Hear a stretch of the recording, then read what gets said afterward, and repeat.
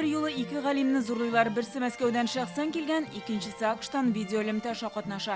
Sahnaga Anatoliy Vaninni chaqiralar. Ujatlik ham vaqt o'z natijasini berdi deyil. Premiyani student yillaridan boshlangan 60 yillik o'rganuvlari ishini ola.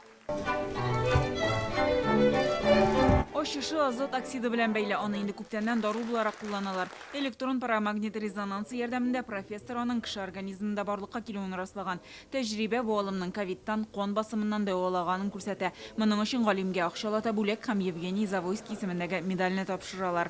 Фактически мы создали лекарство природного происхождения. Biz табиғат үзе берген даруны қоллана башладығы деп әйтергә була. Ул кеше организмында барлыкка килә һәм бөтен биологик күренешләрне җайга сала. Уйлаганда да біз азот оксиды ярдәмендә уйлыйбыз. Кешенең дөньяга килүе дә азот оксиды белән бәйле.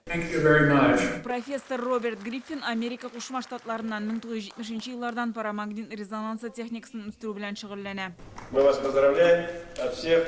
Сезне барлык галимнәр фән эшлеклеләре исеменнән котлыйбыз. Алга табада фәнни эзләнүләрегездә Татарстанның фәнни мәктәбенә таяна аласыз.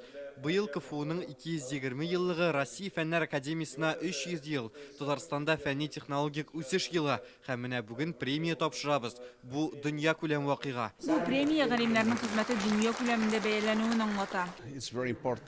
Бар нәрсәнең нигезендә электрон парамагнит резонансы ярта. Башка алымнар эшләмәгәндә алар үз нәтиҗәсен бирә. Шуңа да Завойский премиясын алу зур дәрәҗә санала. Безнең галимнәребез ел дәвамында эшләп үзләренең шушы өлкәгә өлешләрен кертәләр. Һәм монда Казанның шушы премияны тапшыруга сайланган булуы бер дә гаҗәп түгел, чөнки биредә дистә еллар, хәтта гасырдан артык фән өлкәсендә зур ачышлар эшләнә килде. Завойский премиясе инде 33 ел тапшырыла. Аңа төрле илләрдән 40-тан артык галим лайык. Премияның күләме 5000 евро.